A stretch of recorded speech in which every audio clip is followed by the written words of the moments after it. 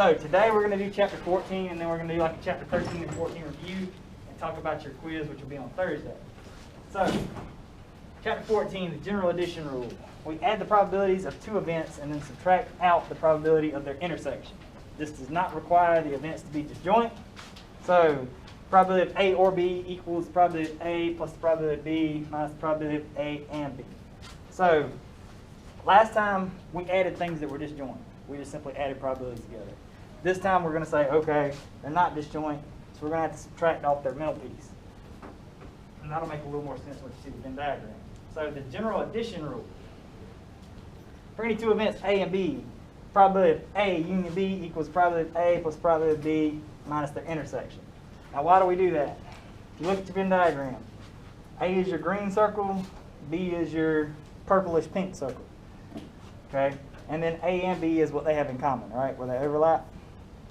If I want to add both of them, so I'm adding the A circle, which is right here, and I'm adding the B circle, what happens is I add that middle section twice. Does that make sense? So if I add this, I've added this once. If I add this, I've added this twice. So I need to get rid of it one time. That's what I'm doing now. Does that make sense? That's how the general addition rule works. So I've got a few examples that we'll go through during the lecture here, and then we'll get into quite a few more examples when we go through the review. So the example here says a survey of college students showed that 33% are in a relationship, 25% are involved in sports, and 11% are in both. What is the probability that a randomly selected student, first thing I want you to do is draw the Venn diagram. There are two ways that I've seen people draw Venn diagrams. I'm fine with either, so I'll show you both. Each has their advantages and disadvantages. So I'm going to put relationships right here.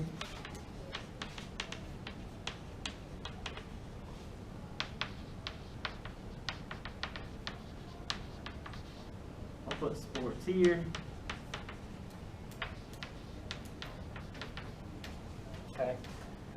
The first way the way I was initially taught to do Venn diagrams, at least, if 33% of people are in relationships, I'm putting a 33 right there. If 25% are involved in sports, I'm putting 25 right here. And if 11% are involved in both, I'm putting 11% right there. That's generally the way most people were taught to do Venn diagrams. Okay. The other one that I see that I'm perfectly fine with, and it does have its advantages, start from the middle. 11% of people are in both. 22% are only in a relationship. And was that 14% are only in sports. Does that make sense? Because 14, 11 give you the whole 25% bubble here. 22 and 11 give you the whole 33% bubble here. I'm fine with either of them. Anytime I do a test, when I'm writing out the answers, I write out both. So if you write this one, you're right. If you write that one, you're right. You'll get credit for either one. So whichever one you like to use is fine. I would pick one and stick with it. Don't try to jump back and forth in both. Does that make sense? Because then you'll just confuse yourself. And I'll show you the advantages and disadvantages of both as we move through the lecture. All right. B says is not in a relationship and is not involved in sports. Okay. So we've got these options of being in a relationship, being in sports, being in both. They don't add up to 100%, right? You don't have to be in a relationship or be in sports or both. You could not be in them at all. So remember, our sample space here has to add up to 100%. If I'm looking at it, 33% are in relationships, 25% in sports, 11% in both. How many is out here no man's land with none? So what I could do, I could say, okay, it's going to be whatever's left over out of that 100, so I'm going to subtract it off 100. Say, okay, I'm going to subtract off that 33 plus 25. And I've added that twice, so I need to subtract it off. 33, 25 minus 11 should give us 69. what? So it should be a 31%? Yes, 31, right? No, it No. equals 31. So Right. it's I was trying to do it 69%. step by step. What does it equal here? 100 minus 11. You have the 11, I can't see it. You have the 11 there too? No, I subtracted off actually. Okay. Yeah, because you've added it twice. Okay. Yeah. So that'd be 100 minus 47? Yeah. 100 minus 47 is 53. Right? So, 53% of people are neither in a relationship nor play sports. You wanted to do it with this one, so okay, that's 100 minus 22 plus 11 plus 14, which will still give you 52%. Just showing you two different ways to do it. Does that make sense? You still have 52% of people floating out here that are in neither. So that answers B, not in a relationship, not involved in sports, 53%. C says in a relationship, but not involved in sports. So in a relationship, not involved in sports, so it's this 33 minus this 11, which is 22, right? Okay. So C is 22%. If you're using this one, you have to do 33 minus 11 is 22. If you're doing this one, you can just use the 22. Does that make sense? All right. Either is in a relationship or is involved in sports, but not both. So either relationship, sports, not both. I use the top one, top Venn diagram to try to work through this.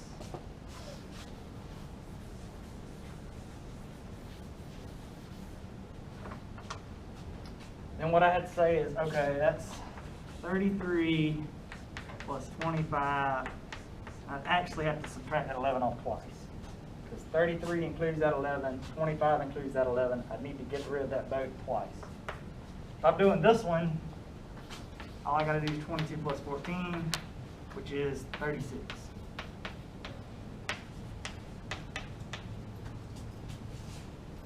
Easy enough? I said, I don't care which one you use. Whatever's more comfortable for you. That's part D. Everybody get so far? What you got? For C, could it be 22 or 33%? No, it's only going to be one answer. Oh, you were, okay, sorry, you subtracted the. Yeah, so if you did C here, C, if you were using this Venn diagram, it would be 33 minus 11, which would still give you 22. Okay. Does that make sense? Yeah. Here you're able to pull it straight from this Venn diagram if that's the style you go with. Yeah. Here you have to do a little extra work. Maybe that's what you were asking. All right, so let's do a little work over here. So we're going to take the derivative of dx dy, or y is x, minus y.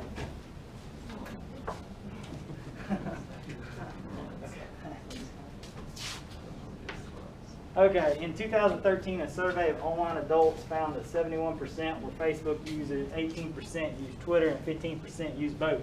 For a randomly selected online adult, what is the probability that the person uses either Facebook or Twitter? Okay. So if we're looking at this, you want to draw your little Venn diagram. Let's say Facebook here, Twitter here, 71% in Facebook, 18% in Twitter, 15% in both. That's fine.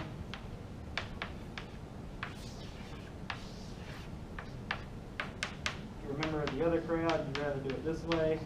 That's fine. 7 plus 15 should give us 56. I don't care which Venn diagram you use. I'm going to use both of them throughout. I don't know why I wrote A twice. Okay. So, uses either Facebook or Twitter. So, Facebook or Twitter, because you don't want to add that middle section twice. Facebook 71, Twitter 18. I got to get rid of that middle section. Or if you use this one, you can just do 56 plus 15 plus 3, and you get what, 74.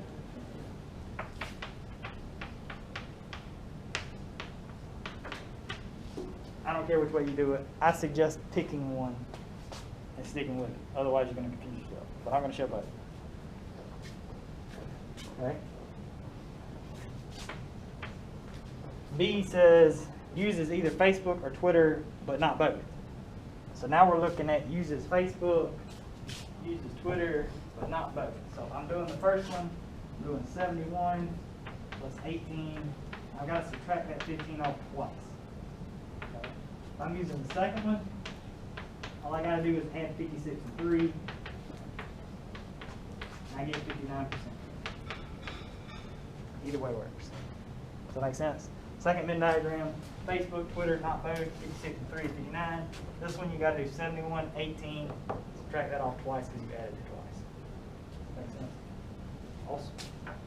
C, doesn't use Facebook or Twitter. Okay, so we got all this right here, right? And there's some people floating out here that use neither. Okay, so if I'm trying to figure out who doesn't use Facebook or Twitter, here I can add it up and subtract from 100. So I can say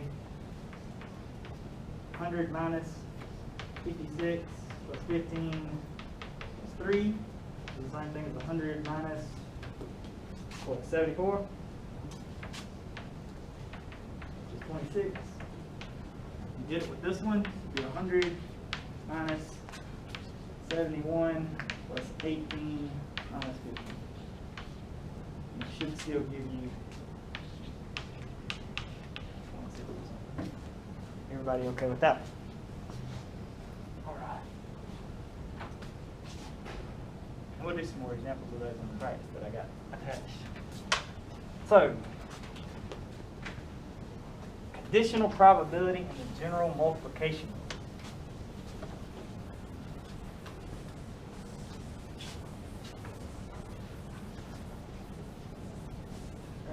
So, we want to put probability of an event from a conditional distribution. We'll write it as P, which stands for probability of B. Vertical line here means given A. So probability of B given A, which is pronounced probability of B given A. So that vertical line means given. If you're given something, you know it happens. A happens. How does that change probability of B? So probability that takes account into a given condition is called your conditional probability. Find the probability of the event B given the event A. We restrict our attention to the outcomes in A, and then we find what fraction of those outcomes in B also occurred. Technical formula here, probability of B given A equals probability of A and B over the probability of A. Okay? So probability of both over the probability of A. Okay, so if we look at this example, it says, recall a previous example about college students with 33% relationship, 25% sports, 11% both. While dining in a campus facility open only to students, you meet a student who is on a sports team. What is the probability that your new acquaintance is in a relationship? Okay. So, we know that they're on a sports team. We want to know, are they in a relationship?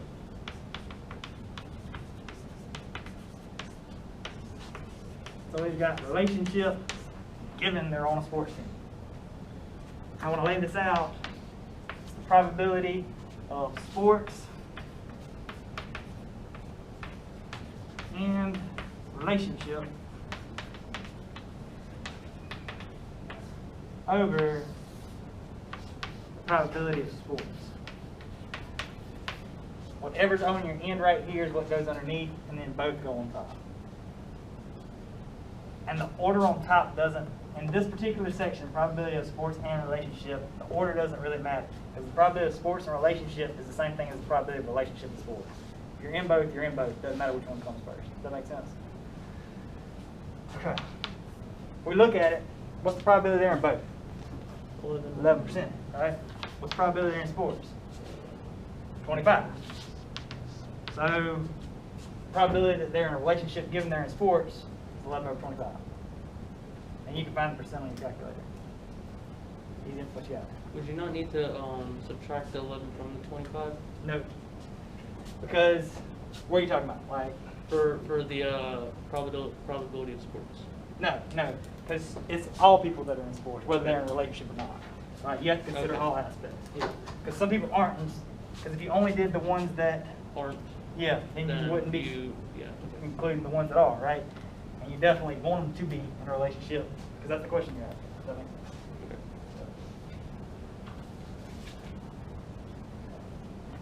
So let's look at this example. The table shows the political affiliations of U.S. voters and their positions on supporting stronger immigration enforcement. So we've got Republican, Democrat, other, favor, opposed, no opinion, and total.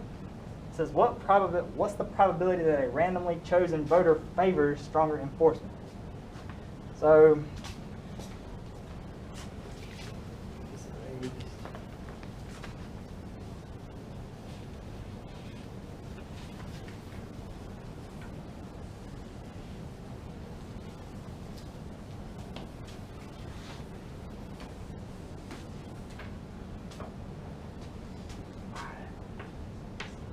okay, so a randomly chosen voter means we don't know if they're Republican, Democrat, or other, but we do know that they favor.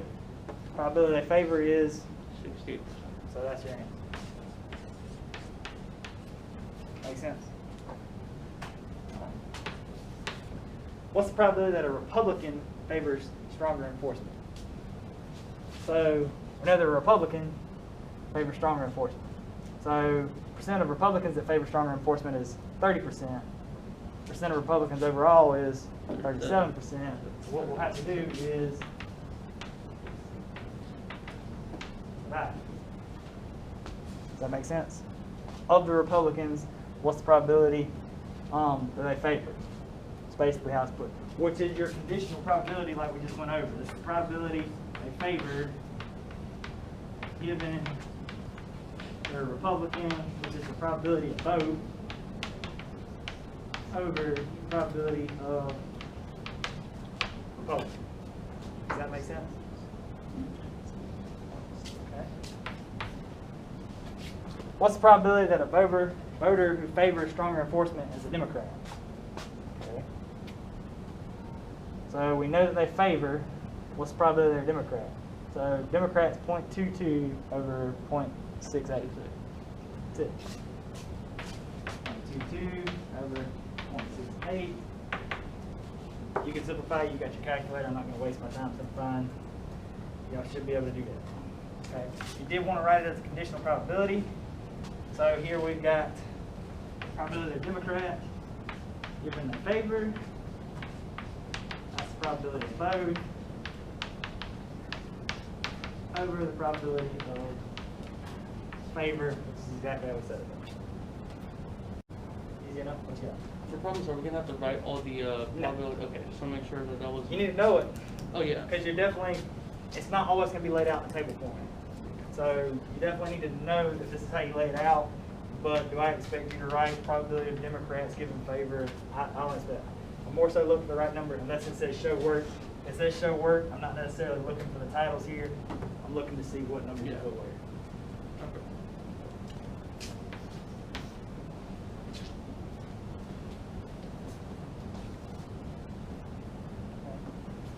A candidate thinks that she has a good chance of gaining votes of anyone who is Republican or in favor of stronger enforcement of immigration policy. What proportion of voters is that? So she thinks she can pull the Republicans and the favor vote. Okay. I'll scroll back up so we can see the percent. So she thinks she can pull all the Republicans. Republicans add up to be 37%, right? The amount of people that favor is 68%. 37% plus 68% is over 100. So what do we do wrong? What do we forget to subtract off? The favor part, right? The vote, yeah. Because we're adding the 30 here into this column. We're adding the 30 into this column, so we've added it twice. So we need to subtract off 0.3. Because they're not disjoint events. You can be a Republican who favors. It's okay that you're both. Okay. So add it up. Yep. So she feels like she can pull about 75% of the voters. Does that make sense? See how we had to kind of work that a little bit? Couldn't just go straight off the cuff there. Had to do that little subtraction. That one should indicate to you if you did a mistake on this one and it winds up being over 100, you know you did something wrong. The ones you got to be careful are the ones that aren't over 100, but you still forgot you subtracted something off. Does that make sense? Because if this was 3% and this was 4%, it would add up to 7%. But if it still had something in common, you forgot to subtract it off, you'd still be wrong. So it's not always going to jump over 100 to indicate that you're wrong. So remember, you have to subtract off that thing that you add twice. Okay? Now, the general multiplication rule basically takes your conditional probability and works it backwards. Okay? So, essentially, if you know what your conditional probability is and you know what your probability of A is, you can find the probability that A and B happen. To me, it makes more sense when I put it into an example. Because the examples are really, really, really simple if you think about them. So, the example I have here, the probability that Cherokee purple tomato seed germinates is 97%. Just for a little context, germinate means the little plant pops up out of the seed, right? You get your two little cotyledons on the side, you put the seed in the dirt, something actually pops up out the ground. Does that make sense? All right, the probability that a Cherokee purple tomato seed survives into a fruitful plant, given that it germinates, is 76%. Okay, so it can't survive into a plant if it doesn't germinate. Does that make sense? You have to have that pre-existing condition in order to get to the next step. If it does pop up out the ground, and if it germinates and pops up out the ground, after that point, it still only survives 76% of the time. So, if I had a randomly selected Cherokee purple tomato seed, and I wanted to see what the probability was that it germinates and survives into a fruitful plant, what I'd have to do is really as simple as it looks. What's the probability that it germinates? Well, that's 97%. What's the probability that after it germinates, it survives? That's 76%. All you gotta do is multiply. So that's your general multiplication rule. Does that make sense? If something can't happen until something else happens, you're just multiplying the two together. The first one has to happen, the second one has to happen, just multiply. Anybody know what 0.97 times 0.76 is? 0.73. 0.73, something, something, something. So you said 0.7372. Yeah, something like that. Right. All right. Independence. Events A and B are independent if and only if the probability of B given A equals the probability of B. This is the rule we will use from now on when proving independence. So, if the probability of B is, say, 50%, right? And an event A happens, and it doesn't change the probability of B, then A and B are independent. Does that make sense? So if probability I flip a heads is 50%. Probability I flip a heads given I just flip the tails, if it's still 50%, that means the heads and tails are independent. Does that make sense? Okay. And we will do a few examples of those on the review. Okay. You can also use the multiplication rule for independent events, where the intersection of A and B with its probabilities is the same as the probability of A times the probability of B. I honestly think this is the easiest way to do it here. Just show the probability of the conditional is not equal or is equal to the probability of the actual. Okay. All right. Another statement. Independent versus disjoint. Are disjoint events independent? No. A lot of people confuse independent and disjoint, think they're the same thing. They're not at all the same thing. Okay? If you have two disjoint events, this example, it says you get an A in this course versus you get a B in this course. Disjoint means they can't happen at the same time. You can't get an A and a B in this course. You're either going to get an A, you're going to get a B. We won't consider the other factors at this time. But if you get an A, you can't get a B. If you get a B, you can't get an A. Does that make sense? Two disjoint events can't happen at the same time. Okay? The reason that that's not necessarily independent is if I tell you you made an A in this course, you know you have a 0% chance of making a B, right? So knowing that you have A makes B impossible. So it changes the percent. Maybe before I told you it was a 50-50 shot, right? You were really, really close. So independent and disjoint are not the same. If something's independent, it's not disjoint. If something's disjoint, it's not independent. Does that make sense? Okay.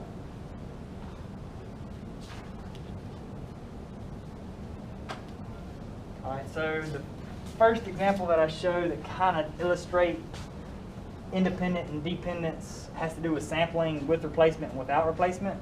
So if we look at the example here, it says, suppose that a cooler of beer contains 18 Bud Light, 24 PBR, 6 Yuengling, and 24 Smirnoff Ice. You draw a drink out randomly, but every time you do, your parents catch you and you have to put it back because most of y'all aren't yet 21, right? So that would be an example of drawing with replacement. It means that we will draw a drink and we'll put it back, right? So that if I draw a drink, get caught, I have to put it back. If I go back over to the cooler again when I think they're not watching and pull it out, I have the same probability as I did the first time of picking any of the ones. Does that make sense? Okay. So the probabilities don't change. Okay. So that the first draw is independent of the second because I still have all the same probabilities. Does that make sense? Okay. And my other class, it made a little more sense with marbles, so I'll describe it in just a second. Okay. So if you pull the PBR, put a PBR back, probability of getting the PBR on the second draw, is it affected? No, because there's still the same amount in the box as it was before. Under the condition with replacement, the probability of getting the PBR on the first draw and the second draw, in this case, I think it was what? We have 72 options overall. There's 24 PBRs, so you have a 24 out of 72 chance on the first draw. You had to put it back. Then on the second draw, you'd still have a 24 out of 72 chance. Does that make sense? That with replacement doesn't change those probabilities. Okay. Now, if you start looking at without replacement, okay, that means we go to the cooler, we pull out a drink, we drink it perhaps, and it doesn't get returned, right? We don't throw the empty beer bottle on the cooler because that would be rude. So that when we go to pull the next one, the probability winds up being different. So this is with replacement.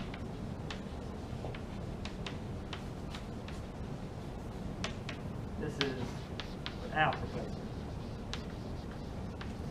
So on your first draw without replacement, you still have that 24 out of 72 chance, right? Because it's your very first draw.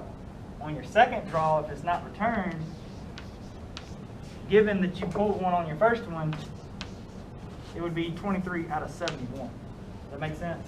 Because you pulled one out, so you only have 23 to choose from now, and it made your overall number go down one as well. So here, your probability is going to change every time you make another draw because you're not replacing. Does that make sense to everybody? So here you have independence because probabilities stay the same. Here you do not. So the probability that I pull a PBR on the second draw, given I pull one on the first draw, affects my probability. So it's not anything. Okay. Like I said, in the other class, I described it in a follow-up example because people got a little confused.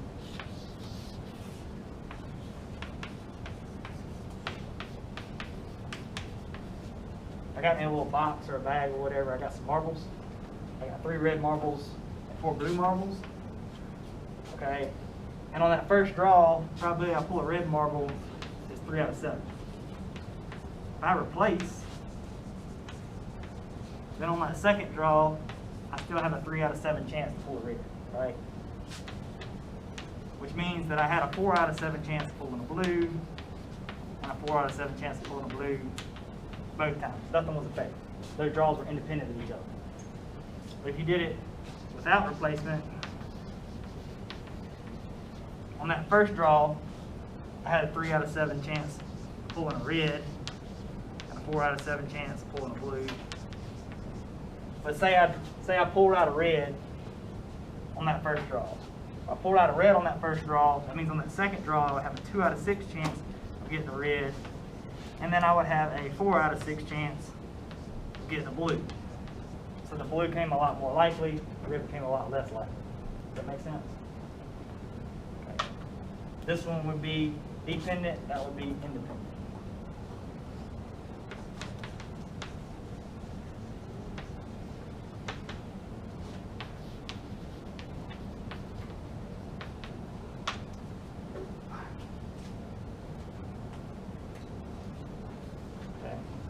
So, sometimes what we'll do is we'll take these probabilities and we'll put them in a probability table here. We've actually already drawn the Venn diagram for this one. The graphic didn't show up where I wanted it to in the notes. It was supposed to show up on the first page. Kind of ignore that because we've already done it. You can rewrite it if you want to, choosing whatever Venn diagram style you want to use. I have a question real quick. What you got? For the 4 out of 6 without replacement? Yeah. Would it be 3 out of 6 or 4 out of 6? So, here, talking about right here? Yeah, so you got a... Yeah, so you had your, if you pulled out a, we're saying here you pulled out a red. So the one that you drew on the first draw turned out to be red. Does that make sense? Yeah, I got that. It's the blue. The blue? It doesn't change as the red does. So Yeah. So you hadn't pulled out any blues. You only pulled out a red. So you still have all 4 of your blues left in there.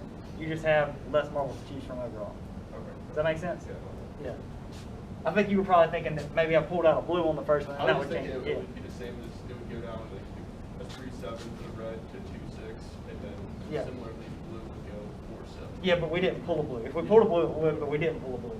So that's a good question. I kind of see what your logic is there. Yeah. Yeah, we didn't pull a blue. We actually pulled a red, so the blues don't decrease, the reds do. So I'm glad you got clarification. So if I look at my chart here, yes, no, total.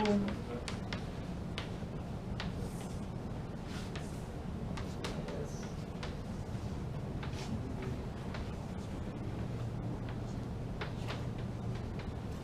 Total. I think the top one's Facebook. This one. Good old Twitter. Okay. Now I could give you these percents and give you a completely blank table and make you fill it out. But I went ahead and gave you some percents here to start you out. Okay. So we know that 15% use both. So yes, Facebook, yes, Twitter is that 15%. We also know that the total yeses for Facebook was 71%, which is how I get the total there. And the total yeses for Twitter was 18%. Totals always has to add up to 100%, so that one's always going to be 100. Okay. If I know these, I can figure out these other, what is that, 5 values? Okay. All I have to do, 15% needs to add up to 18%. That one needs to be 3%. 15% needs to get to 71%. Well, that's 56%. 15 plus 56 is 71. Okay. Now, the difference between 71 and 100 is going to be what, 29? And that will be 26, because 26 and 3 is 29. Just have to figure out this one, which should be, what, 782? The good thing about a table is, I think I have the follow-up questions down here.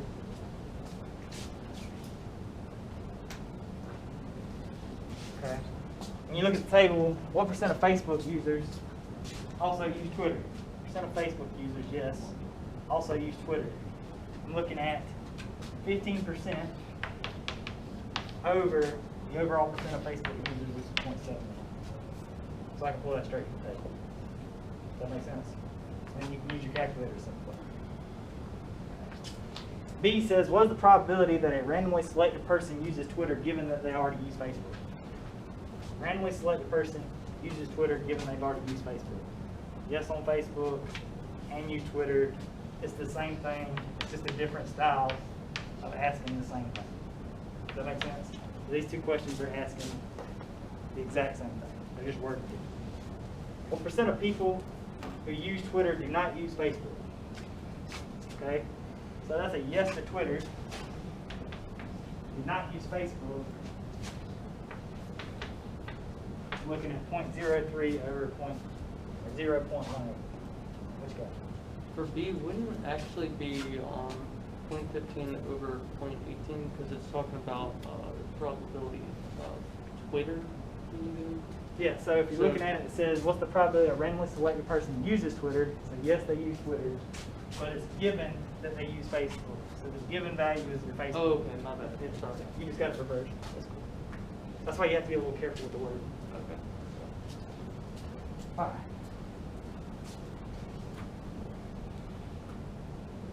The next thing on here is tree diagrams. Now, I'll go over tree diagrams in class. You have a homework question on it, but I don't typically ask tree diagrams on the test. Okay, so basically telling you you're not going to have a tree diagram on your test. You could have it on your homework though. I believe you do have at least one on your homework.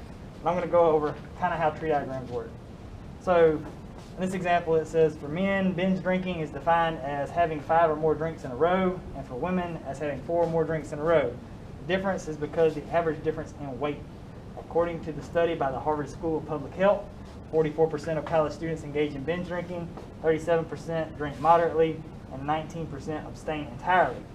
Another study published in the American Journal of Health Behavior finds that among binge drinkers aged 21 to 34, 17% have been involved in alcohol-related automobile accident, while among non-binge drinkers of the same age, only 9% have been involved in such accidents. What is the probability that a randomly selected college students will be a binge drinker? has had an alcohol-related car accident.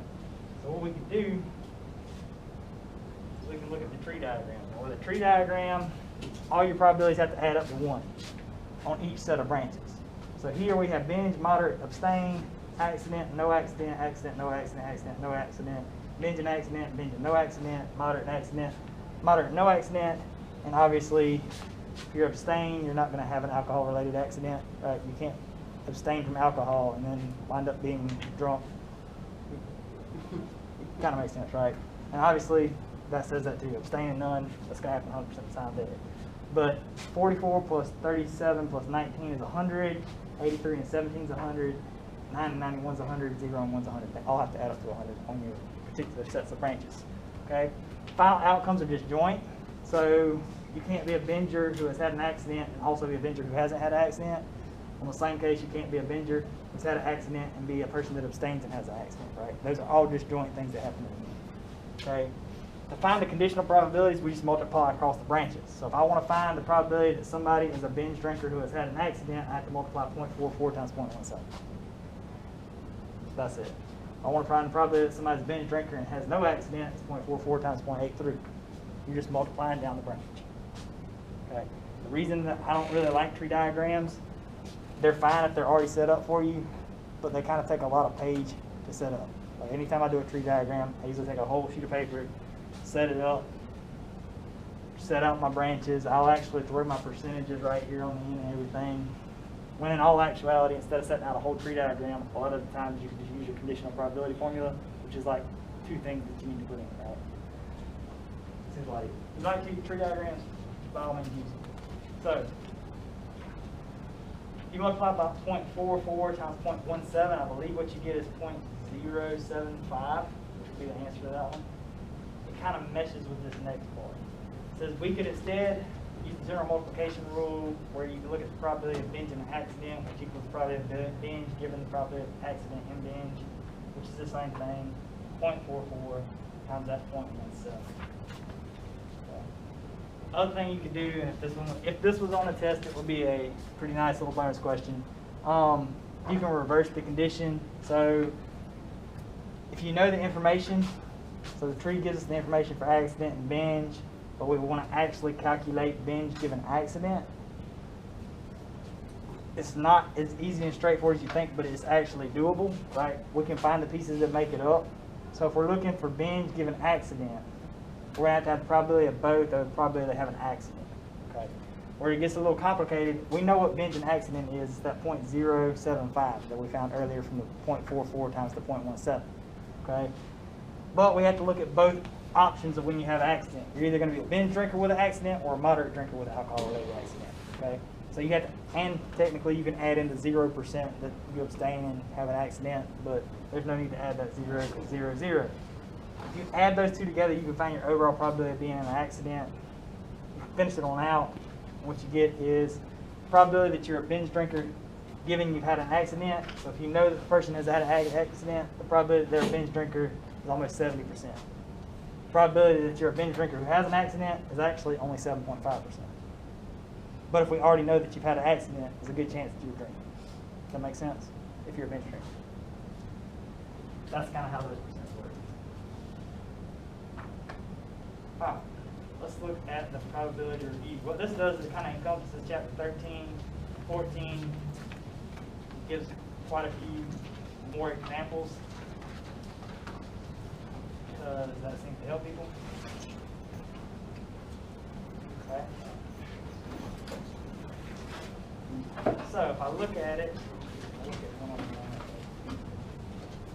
I taught this class for a while. I put this together a few semesters back because these are the questions I was getting time after time after time, and it seems to have helped since then. So usually what I get is, okay, I get it, but I'm really not sure when I do what.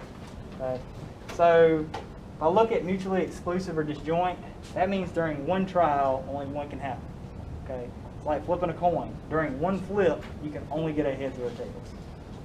During one roll of the die, you can only get a 1, 2, 3, 4, 5, or 6. You can't get a 2 and a 6 in one roll. You can't get a heads and a tail in one flip. Independent means that probability of B given A equals probability of B. then A and B are independent. If they're not equal, they're not independent. And we'll do a concrete example here in just a second. When do we add probabilities? Usually the statement looks like, what is the probability that event A or event B happen? What are the chances that event A or event B happen? What is the probability you choose an A or a B? You add the probabilities when the two events are disjoint. So if they're disjoint, that means they can't happen at the same time. You can just add them. If they're not disjoint, that's when you have to subtract off that middle part in your Venn diagram. When do you multiply probabilities? When you have several events occurring in a row. What's the probability that event A occurs 6 times in a row? What's the probability that event B or event A doesn't occur after 3 trials? We're looking at with replacement, the probabilities stay the same throughout the entire event. We're looking at without replacement, the probabilities change with every event. Okay? How do I use the complement rule? Sometimes finding the probability of an event can be difficult, but the probability of finding an event doesn't occur is pretty easy. Typically the statements look something like this. What is the probability that at least one will be? Okay? You see at least one, what we're going to do is say, okay, that's the same as 1 minus the probability that it doesn't happen. Okay? Opposite of at least one is none. Okay? Again, find the probability that at least one, same thing. What's the probability that not all are? So, probability not all are, complement of that is 1 minus probability that all are. Okay? Because the opposite of not all are is all are. Okay? And the reason I have it raised to the x, because if it happened 3 times, you're going to need to do it 3 times. Okay? And you'll see from the example when we review it. When do I use conditional probability? You have the formula there. Usually it sounds something like this. Given event A, what is the probability event B happens? I know that I picked a blank. Now what is the probability that it is blank? What percent of people who blank also do blank? What is the probability that blank happens given that this other event happens? Anytime you know something about an event and are trying to find the probability of something else tied to that event, you use conditional probability. Only time the conditional probability does not matter is when the 2 events are independent. If 2 events are independent, you can just simply use probability of B. So, here's what I got. Put this one over here. Put it away. I'm going to leave this one right here on the chart so we can look at the chart the whole time. And I'm going to use this one over here to scroll through the questions, so we can refer to the chart back and forth. So, number 1 says that what is the probability that a random student visited tutoring 2 to 3 times or 4 or more times? If I break down my chart, I've got full-time students, part-time students, 1 or fewer times, 2 to 3 times, 4 or more times. Those are basically the number of times the student visited tutoring. Okay? So those are my options. I'm looking at what is the probability of a random student. So I don't know if they're full or part-time, they're just a random student. Visited tutoring 2 to 3 times, 4 or more times. Okay. Can I have visited 2 to 3 times and visited 4 or more times? If I only visited 2 times, could I have visited 4 times? No, so those are disjoint. So I can just add the probabilities. So I can add 30 plus 14. And I split that over what? 58. 58. Yep.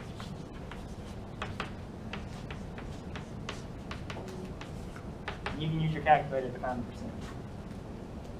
Easy enough? Okay. 2. What is the probability that a student visited 1 or fewer times and is a full-time student? Okay. Visited 1 or fewer times, and is a full-time student.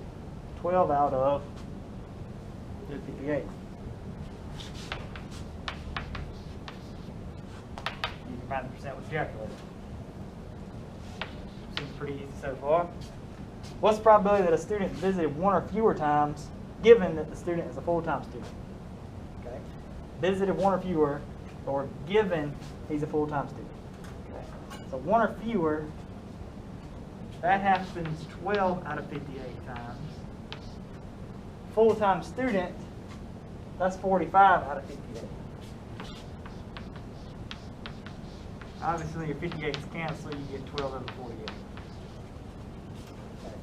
So a lot of the times with these, because that 58 cancels, because that total cancels, all you really have to do is say, okay, what is the probability a student visited one or fewer times? Okay, one or fewer times, given they're the full-time student, I know it's limited to this row, so 12 out of 45. Does that make sense? Okay. And it's technically a conditional statement, if you wanted to write that as well. So probability, one or fewer, given full-time. You need to remember that that's the probability of both over the probability of full-time. If you wanted to write it out as a conditional probability. Otherwise, you can just work through the table. Right? A lot of times working through the table is a lot easier. Okay. Number 4. 4 says, what is the probability that a student is full-time given that the student has visited one or fewer times?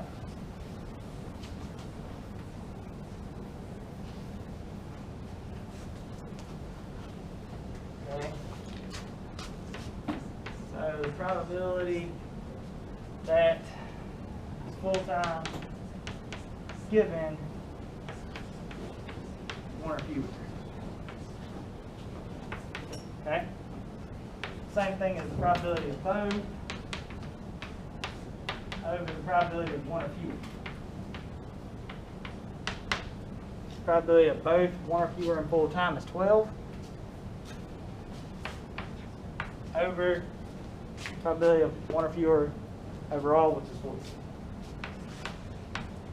If you want to write it 12 over 58 or 14 over 58 and then cancel those out, it's fine, but it works as well.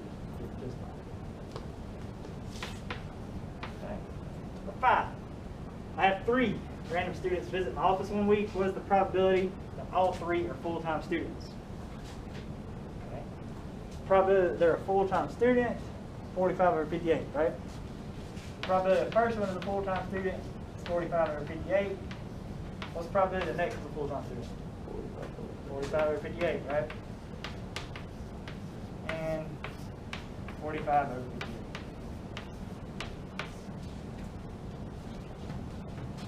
Does that make sense? Use your calculator, multiply it out. What do we have to assume with that one? I had to assume that it was okay if the same student showed up more than once. Does that make sense?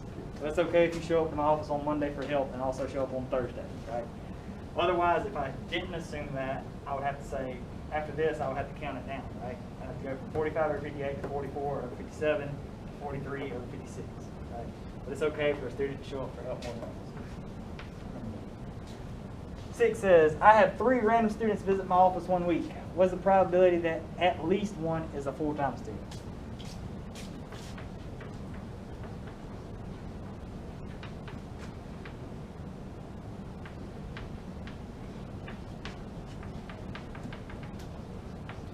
So we got probability at least one full-time. All right. If I see the words at least one, I should think complement, right? What's the complement of at least one? None, right?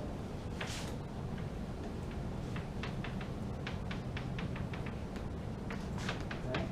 So I got 1 minus the probability that none are full-time. If they're not full-time,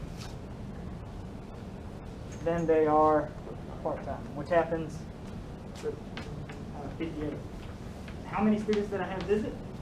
3. So I'm going to cube it, or you can just multiply it 3 times. You do 13 over 58 and 13 over 58 and 13 over 58, or you can just cube this piece. Don't cube more. You can use your calculator to solve that.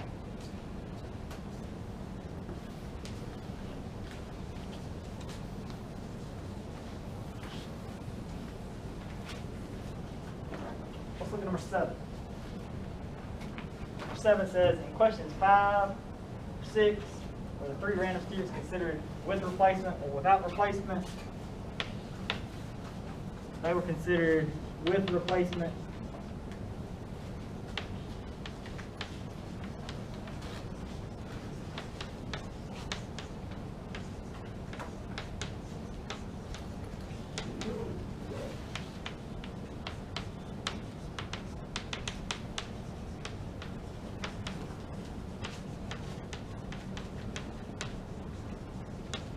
because the student can visit more than once a week. We know that because it already says up here, I could visit 4 more times. If I look at 8, I have 3 random students visit my office 1 week. What's the probability that not all are part-time students? Okay. Probability, not all are part-time. I see the words not all, I gotta think complement rule. So 1 minus the probability that opposite of not all is all are part-time. Does that make sense? Okay. Alright. Probability somebody's part-time, 13 out of 58.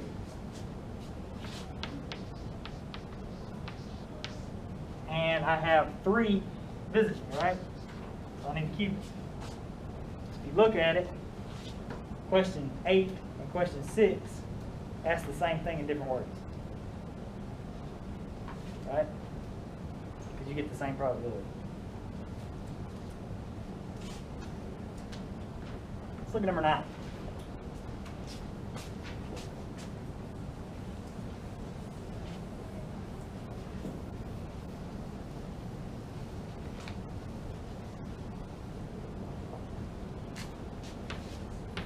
All right, number 9. I have 3 different students visit my office 1 week. What is the probability that all are full-time students? Okay.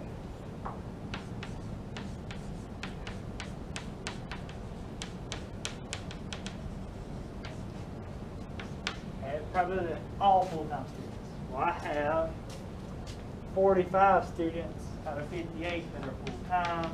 So the probability the first one's full-time is 45 out of 58. If they're all 3 different students, what's my next probability? 44 out of 57. Because they're different. And then I have 43 out of 56. And you can just use your calculator to multiply that out, right? You okay with that? Number 10, I have 3 different students visit my office 1 week. What is the probability not all are full-time?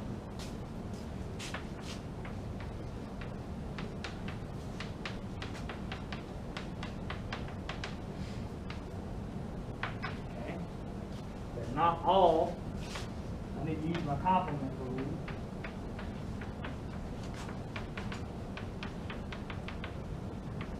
I'm looking at the probability that 1 minus the probability that all are full-time. Probability the first one's full-time kind of follows above, right? 45 out of 58, 44 out of 57, and 43, 56. I just have to subtract that from that one.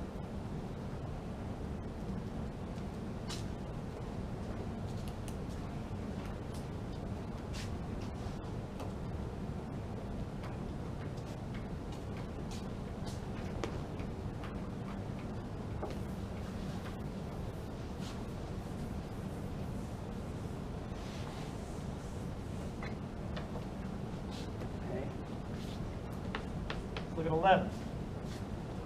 I know that the student visited me for tutoring after class is a full-time student. What is the probability they have visited tutoring 2 to 3 times? So, 2 to 3 times, given what I know. I know that that student is a full-time student.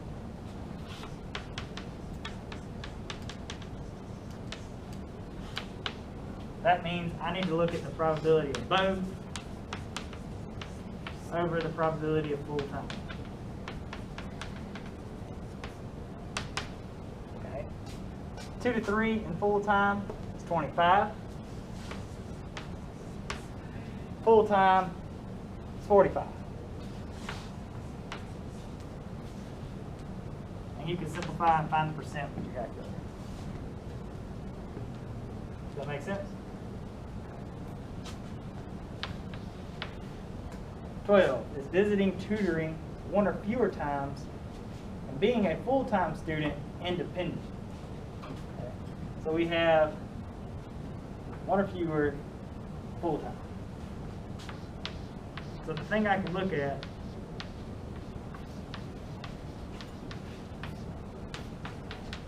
you got two options.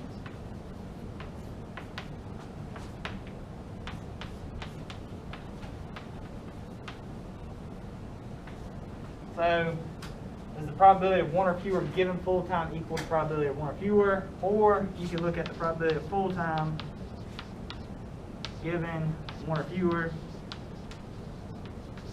See, does that equal the probability of full-time? If this one works, then this one's going to work. If this one doesn't work, that one's not going to work. So you only have to test one. Okay? And it doesn't matter which one you test. If one works, the other's going to work. If one doesn't work, the other one's not going to work. Does that make sense? I'll do both to start out with, and then I'll just pick one on the next one. Okay? So if I'm looking at the probability of one or fewer, that's 14 out of 58. I'm looking at the probability of one or fewer given full-time. That's the probability of both over full-time. So one or fewer and full-time is 12 out of full-time, which is 45. Is 12 over 45 equal to 14 over 58? No. So if it's not equal,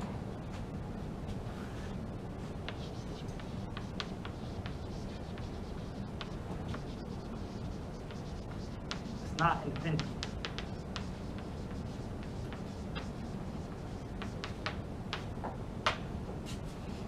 Make sense? If you would have done this one, probability somebody's full time is 45 out of 58. Probability somebody's full time given one or fewer, full time given one or fewer is 12 out of 14. Are those two equal? Obviously not. So, like I said, if one doesn't work, the other's not going to work. If one does work, the other will work. Here they don't work. Not equal means it's not independent. Everybody's okay with number 12? Let's look at number 13. Another independence. That's how we show independence. If I ask you something's independent, that's what I'm expecting.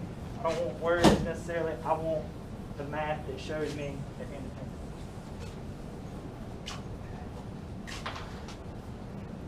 All right, let's see, I'm looking at number 13, right?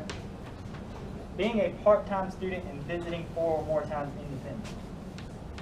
So the probability of part-time given 4 or more, is that equal to the probability of part-time?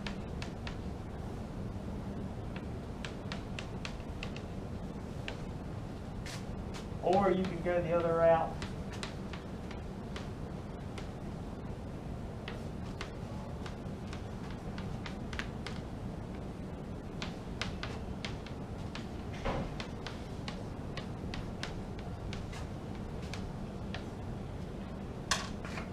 You only have to do one, but I'm showing you both. Okay? So if I look at the probability of part-time, the probability of somebody's part-time is 13 out of 58.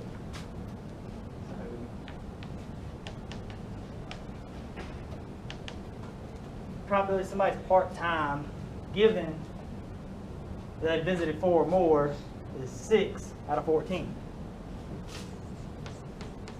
6 out of 14 equal to 13 out of 58? No. So not equal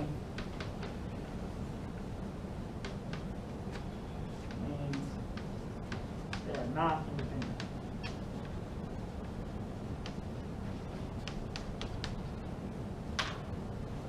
Does that make sense? All right.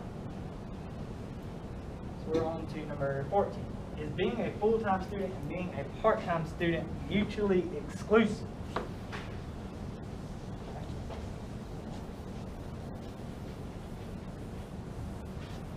mutually exclusive, remember, means that they cannot happen at the same time.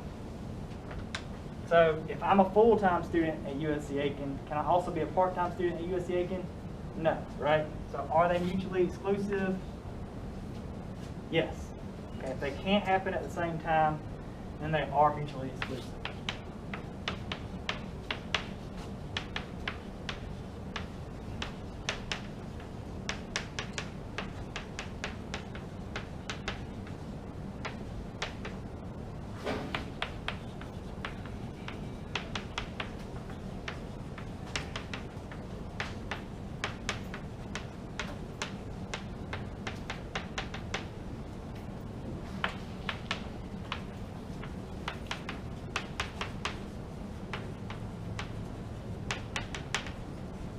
Okay. 15 is visiting tutoring 1 or fewer times and 2 to 3 times disjoint. And disjoint means the same thing as independence. Okay. Not, oh my God, disjoint means the same thing as mutually exclusive. Okay. Disjoint, mutually exclusive are interchangeable terms. So 1 or fewer, 2 to 3 times. If you've only visited 1 time, could you have visited 2 or 3 times? No.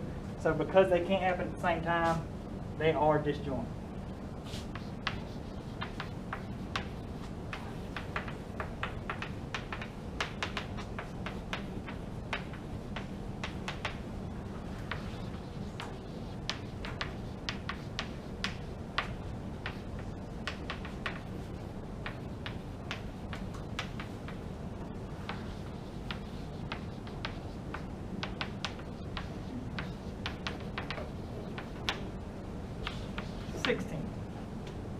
Is being a full-time student and visiting 4 or more times mutually exclusive? No, because they can happen at the same time. You can be a full-time student that has also visited 4 or more times, right? So, no. Oh. All right. Any questions with that? Now Thursday, what I've got scheduled for Thursday is a quiz. The way that'll work is I'm going to let you take it virtually. So I have it set up already on your My Math Lab. You can go in just like you do your homework. There's like a quiz and test section. Just click on it. It'll be the quiz. This is chapter like 13 and 14.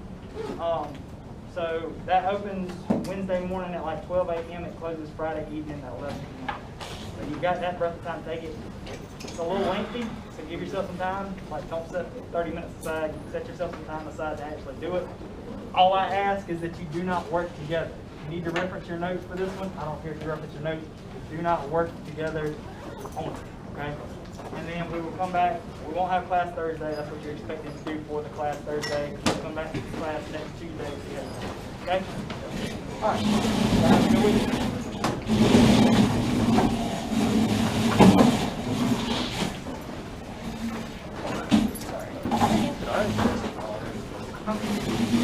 Yeah, that's fine.